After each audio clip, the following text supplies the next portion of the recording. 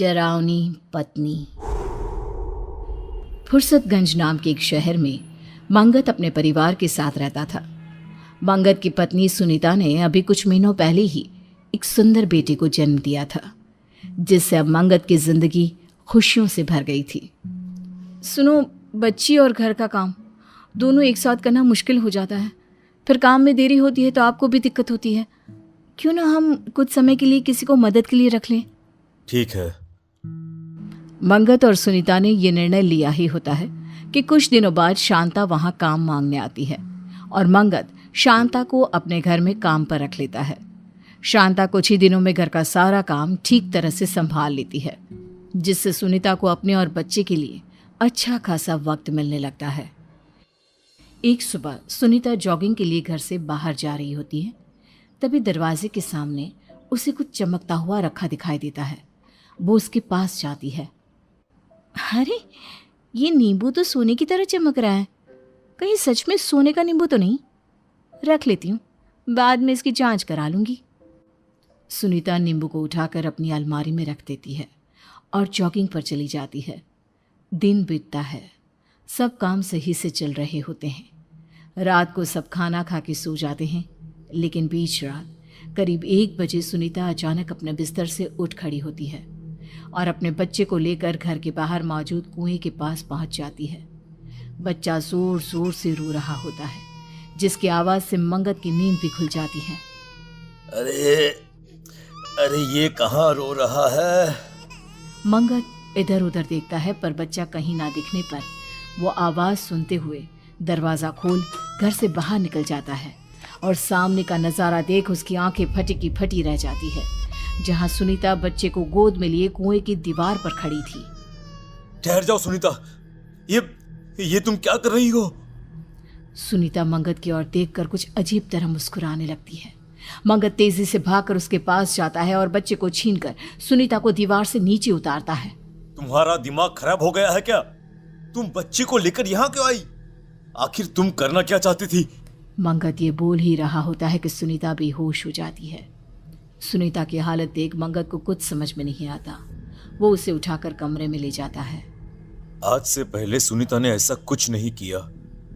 आखिर ये सब था क्या और क्यों? मुझे विशाल से बात करनी चाहिए।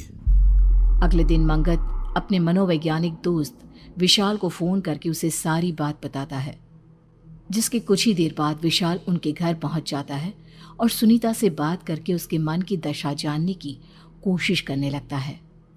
अरे तुम चिंता मत करो मंगत, घबराने वाली कोई बात नहीं है। ये स्लीप वॉकिंग का नतीजा हो सकता है। मैंने भाभी को दवाइयाँ दे दी हैं, अब मैं चलता हूँ, ध्यान रखना अपना। विशाल वहां से चला जाता है, जिसके कुछ दिनों तक तो सब ठीक रहता है, लेकिन फिर एक शाम जब मंगत ऑफिस से घर लौटता है तो अपने कमरे का नज़ारा देख उसके होश उड़ जाते हैं, जहां सुनीता ने एक बड़ी रस्सी पंखे से बांध रखी थी और दूसरा सिरा अपने मासूम बच्चे के गले में बांध रही थी। सुनीता, अरे तुम पागल हो गई हो क्या? आखिर तुम्हें क्या हो गया है? तुम हमारे बच्चे की जान लेना चाहती हो क्या? हटो यहाँ से। मंगत सुनीता को धक्का दे बच्चे को गोदी में ले लेता है, जिसके बाद एक बार फिर सुनीता बेहोश होकर गिर पड़ती है। मंगत उसी वक्त विशाल को फोन कर घर बुला लेता है। विशाल, मेरी तो कुछ समझ में नहीं आ रहा। आखिर ये सब मेरी जिंदगी में क्यों हो रहा है? न जाने अचानक सुनीता को क्या हो गया है। वो बार बार अपने ही बच्चे की जान लेने की कोशिश क्यों कर रही है? अचानक भाभी को पड़ रहे इन सब दौरों का रीजन तो मुझे भी कुछ समझ में नहीं आ रहा। लेकिन तुम फिक्र मत करो, मैं कुछ सोचता हूँ। बस तुम बच्चे का ध्यान रखना। विशाल सुनीता को एक इंजेक्शन लगाकर वहां से चला जाता है। शांता, मैडम की तबीयत कुछ ठीक नहीं। आज बच्चे को तुम अपने पास सुला लो। मैं सुनीता का ध्यान रखता हूँ, ठीक है? बिल्कुल साहब, कोई दिक्कत नहीं है।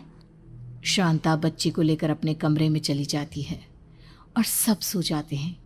लेकिन करीब आधी रात होते ही अचानक मंगत को बच्चे के जोर जोर से रोने की आवाज़ सुनाई देती है। वो तुरंत उठकर देखता है तो सुनीता अपनी जगह पर नहीं होती। नहीं। मंगत भागता हुआ शांता के कमरे के पास पहुंचता है, लेकिन शांता और बच्चा उसे कहीं दिखाई नहीं देते। आखिर ये दोनों कहाँ गए? मंगत आवाज सुनते हुए घर में इधर उधर घूम रहा होता है। आवाज तो बेसमेंट से आ रही है। आखिर शांता बच्चे को लेकर बेसमेंट में क्या करने गई है? वो फौरन बेसमेंट में पहुंचता है, लेकिन वहां का नजारा देख उसके पैरों तले जमीन खिसक जाती है। शांता ने बच्चे को खून से बने एक गोले के अंदर लिटा रखा था और बगल में आग जलाकर वो जोर जोर से मंत्र पढ़ रही थी। शांता के खुले बाल, लाल सुर्ख आंखें देख डर से मंगत के मुंह से एक शब्द नहीं निकल पाया। वो हिम्मत कर चुपचाप धीरे धीरे बढ़कर बच्चे को उठाने की कोशिश करने लगा, लेकिन तुरंत शांता ने एक लोहे की रॉड से उसके सर पर वार कर दिया। मर गया। अरे अब मुझे कोई नहीं रोक सकता। खून से लथपथ मंगत किसी तरह अपना फोन निकाल विशाल को कॉल लगा देता है। दूसरी तरफ मंगत का बच्चा जोर जोर से रो रहा था और साथ ही शांता बिना रुके तेज आवाज में मंत्र पढ़े जा रही थी। ओम भट स्वाहा, अंकली कांकली स्वाहा, ओम भट स्वाहा, अंकली कांकली स्वाहा।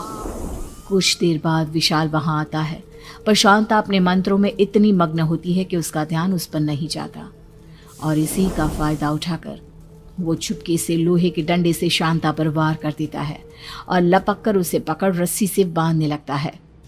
छोड़ मुझे, तू नहीं बचेगा, कोई नहीं बचेगा यहाँ, छोड़। शांता को रस्सी से बांध विशाल बच्चे को गोदी में उठा लेता है। अपने बच्चे की जान बचती देख मंगत राहत की सांस लेता है। इतने दिनों से मेरे घर में जो अजीबोगरीब घटनाएं हो रही थी, उसके पीछे मेरी पत्नी की मानसिक स्थिति नहीं, तेरा काला जादू था। बोल बोल, ये सब तूने ही किया है ना? बोल। हाँ, तूने बिल्कुल सही कहा, सब मैंने किया, और अगर आज ये बीच में नहीं आता तो मैं अपने मकसद में कामयाब भी हो जाती। एक मासूम बच्चे को मारकर आखिर तू कौन सा मकसद पूरा करना चाहती थी? कौन सा? कुछ सालों पहले मेरे बच्चे की मौत हो गई थी। अपनी काली विद्या की मदद से मैं इस बच्चे की बलि चढ़ा, इसके खून को अपने बच्चे की कब्र पर चढ़ा उसे जिंदा कर लेती, पर तूने मेरे बच्चे को फिर मार दिया। मैं इसका बदला जरूर लूंगी। विशाल और मंगत पुलिस को बुला लेते हैं और शांता को उनके हवाले कर देते हैं। का सन्नाटा चारों तरफ पसरा पड़ा था। रघु की छत पर आधी रात को पायलों की छमछम की आवाज सुनाई दे रही थी, जिसे सुनकर रघु, उसकी पत्नी सुषमा और 6 साल की बेटी अनन्या बुरी तरह से डर गए थे। छमछम की आवाज ऐसी लग रही थी जैसे कोई सीढ़ियां उतरकर नीचे की तरफ आ रहा था। कौन हो सकता है इस वक्त ये आवाजें जो इस घर में रोज सुनाई देती हैं? पता नहीं किसकी है। जब से इस घर में रहने आए हैं तब से आधी रात को हर रात इस तरह की आवाजें सुनाई देती है। मैंने कितनी बार आपसे कहा है हमें अब ये घर बदल लेना चाहिए, लेकिन इस घर में आए हुए हमें 1 सप्ताह भी नहीं हुआ। इतनी जल्दी दूसरा घर कहाँ से मिलेगा? पापा, बहुत डर लग रहा है। ये आवाज किसकी है? कौन है हमारी छत पर? अरे कोई नहीं है बेटा, तुम सोने की कोशिश करो। आज तो मैं देख कर ही रहूंगा आखिर कौन है ये इंसान जो हर रोज हमें डराने की कोशिश करता है। सुषमा ने कसकर रघु का हाथ पकड़ लिया। रघु, मैं तुम्हें कहीं नहीं जाने दूंगी। मुझे बहुत डर लग रहा है, कहीं कोई बुरी आत्मा का साया या कुछ और हुआ तो। मैंने कहा ना कुछ नहीं होगा, और आज इस राज से पर्दाफाश करना बहुत जरूरी है। रघु दबे पैर अपने घर से ऊपर की तरफ जाती हुई सीढ़ियों के पास आता है, लेकिन अचानक वो आवाज बंद हो जाती है। तभी रघु ने महसूस किया कि एक साया उसके करीब से गुजर गया। रघु ने पलटकर पीछे की तरफ देखा। कौन है? कौन है वहां पर? मैं कहता हूं कौन है? तभी रघु को रसोई के अंदर से मटके के गिरने की आवाज आती है। वो दौड़कर वहां जाता है। अरे ये अचानक मटका कैसे गिर गया? क्या हुआ? पानी का मटका नीचे क्यों गिरा दिया? मैंने नहीं गिराया, पता नहीं कैसे अचानक से ऐसा लगा जैसे कोई था वहां पर। रघु, मुझे बहुत डर लग रहा है। तभी अचानक से रघु की नजर रसोई की खिड़की पर बैठी एक बिल्ली की तरफ गई। जिसकी आंखें बड़े खतरनाक तरीके से चमक रही थी। तुम भी ना सुषमा, रसोई की खिड़की खुली छोड़ दी। लगता है ये बिल्ली अंदर आ गई थी और इसी की वजह से मटका नीचे गिर गया है। इसके बाद रघु और सुषमा जाकर अपने बेडरूम में सो जाते हैं। उन्हें इस बात का ख्याल तक नहीं था कि उनके घर में एक बेहद खूबसूरत लड़की का साया पायल पहनकर बेतहाशा नाच रहा था, लेकिन उसकी पायलों की आवाज इस वक्त रघु और सुषमा के कानों तक नहीं पहुंच रही थी। अनन्या जल्दी उठो बेटा, स्कूल के लिए देर हो रही है। देखो मैंने बाथरूम में पानी रख दिया है, पहले नहाना शुरू करो बेटा। मम्मा, आपने पानी ठंडा ही रखा है ना? मुझे इतनी गर्मी में ठंडे ठंडे पानी से नहाना है। मेरी रानी बिटिया, तुम्हें क्या लगता है जून के महीने में मैं तुम्हें गर्म पानी से नहलाऊंगी क्या? ओके मम्मा, मैं अभी नहा कर आती हूँ। अनन्या बाथरूम में जाती है और अगले ही पल उसके चीखने की आवाज सुनाई देती है। रघु और सुषमा बाथरूम में दौड़कर जाते हैं और उन्होंने देखा कि अनन्या का पूरा शरीर जल गया था। उसके शरीर पर फफोले पड़ चुके थे। ये क्या हुआ मेरी बेटी, ऐसे कैसे जल गई? अरे सुषमा, ये तुमने क्या किया? अनन्या के नहाने के टब में ये खोलता हुआ पानी भर दिया। वो नादान बच्ची उस टब में उतर गई और देखो देखो उसका क्या हाल हुआ है। मेरा यकीन करो रघु, मैंने गीजर ऑन तक नहीं किया था। ठंडा पानी मैं खुद अपने हाथों से भर कर गई थी। रघु की नजर गीजर की तरफ गई, जिसमें से लाल रंग का धुआं नजर आ रहा था। ये देखो सुषमा, तुमने गीजर भी खुला छोड़ दिया है, जिसकी वजह से इसमें से धुआं निकल रहा है। क्या कर रही हो तुम? मैं सच कह रही हूँ रघु, मैंने ऐसा कुछ नहीं किया। उधर दूसरी तरफ अनन्या बुरी तरह से रोए जा रही थी। शाम के वक्त जब अनन्या की तबीयत थोड़ी ठीक हुई तो सुषमा ने उसे सुला दिया। थोड़ी देर के बाद रघु और सुषमा भी अपने कमरे में जाकर सो गए, लेकिन रात के ठीक 12 बजे अचानक से सुषमा की आंख खुली। रघु, रघु उठो, अनन्या कहाँ है? थोड़ी देर पहले तो यही सो रही थी मेरे बाजू में। अरे जल्दी जाकर ढूंढो, मेरी बेटी की तबीयत वैसे ही ठीक नहीं है। कहीं नींद में उठकर इधर उधर चली तो नहीं गई? रघु और सुषमा अनन्या को ढूंढने के लिए पूरे घर में यहाँ वहां भागते हैं, लेकिन उन्हें अनन्या कहीं नजर नहीं आती। ठीक उसी वक्त छत के ऊपर से पायलों की आवाज आने लगती है। फिर से वही डरावनी आवाज, जैसे कोई हमारी छत पर पायल पहनकर नाच रहा हो। रघु, हमारी बेटी ठीक तो होगी ना? कहीं उसे कुछ... मेरे साथ छत पर चलो सुषमा, मुझे लगता है हमारी बेटी खतरे में है। हमें जाकर देखना होगा, चलो। रघु और सुषमा दबे पांव घर की छत पर जाते हैं। वहां का नजारा देखकर उनके पैरों तले जमीन खिसक जाती है। नजारा बेहद खौफनाक था। लगभग 27 साल की उम्र की एक लड़की, जिसके बाल जमीन तक लंबे थे, नैन नक्श तीखे और बेहद खूबसूरत थे, अनन्या को अपने एक हाथ में पकड़कर जोर शोर से घुमा रही थी और बुरी तरह से नाच रही थी। छोड़ो, छोड़ो मेरी बेटी को। कौन हो तुम? छोड़ो, छोड़ो इसे। आखिर तुम हो कौन और मेरी बेटी के साथ क्या कर रही हो? तभी अचानक से वो लड़की नाचते नाचते रुक गई। उसने पलटकर रघु और सुषमा की तरफ देखा। अनन्या इस वक्त ऐसी लग रही थी जैसे वो होश में ना हो। पहचाना मुझे या भूल गए? क्या मतलब? मैं तुम्हें नहीं जानता। वो लड़की बहुत ही खौफनाक तरीके से जोर जोर से हंसती है और फिर अनन्या को छत के किनारे से लटकाकर नीचे फेंकने की कोशिश करती है। नहीं, प्लीज ऐसा मत करो, मेरी बच्ची को छोड़ दो। देखो देखो, तुम जो चाहती हो हम वो करेंगे, लेकिन प्लीज हमारी बच्ची को छोड़ दो। अगर अपनी बच्ची को जिंदा देखना चाहती हो तो पूछो अपने पति से कि उसने अपनी जिंदगी में क्या गुनाह किया है। आप कुछ बोलते क्यों नहीं? बताइए ना, कौन सी गलती की सजा मिल रही है मेरी बेटी को? प्लीज रघु, कुछ बोलो, वरना ये हमारी बच्ची को मार डालेगी। रघु सर से पैर तक पसीने में तरबतर हो चुका था। उसके हाथ पैर डर से बुरी तरह से कांप रहे थे और गले से आवाज भी ठीक से नहीं निकल रही थी। ये लड़की ये लड़की यहाँ नहीं हो सकती, ये पॉसिबल नहीं है। अरे अरे ये तो हाँ हाँ बोलो ना, बताओ अपनी बीवी को कि मैं तो आज से 8 साल पहले ही मर चुकी हूँ। यही कहना चाहते हो ना तुम?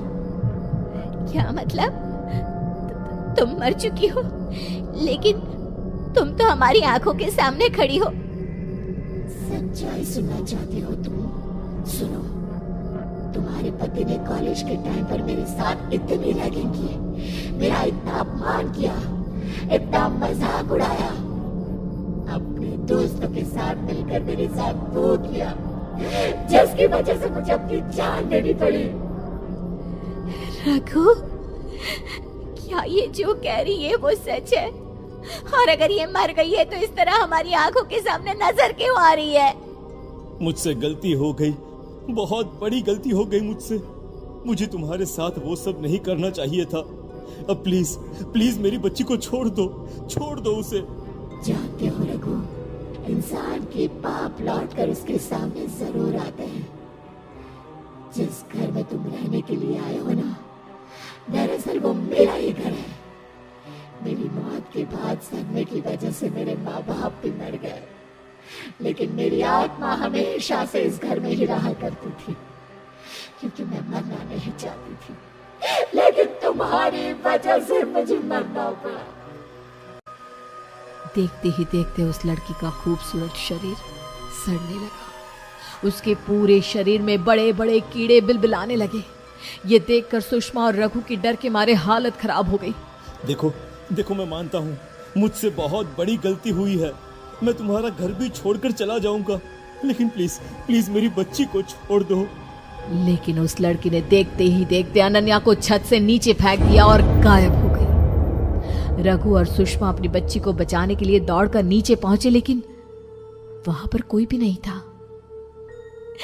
तुम्हारी की हुई गलती की वजह से आज मैंने अपनी बेटी को खो दिया। रघु, क्यों किया तुमने ऐसा? क्यों बेगुनाह लड़की की जान ली थी तुमने? मुझे माफ कर दो सुषमा, मुझसे बहुत बड़ी गलती हो गई है।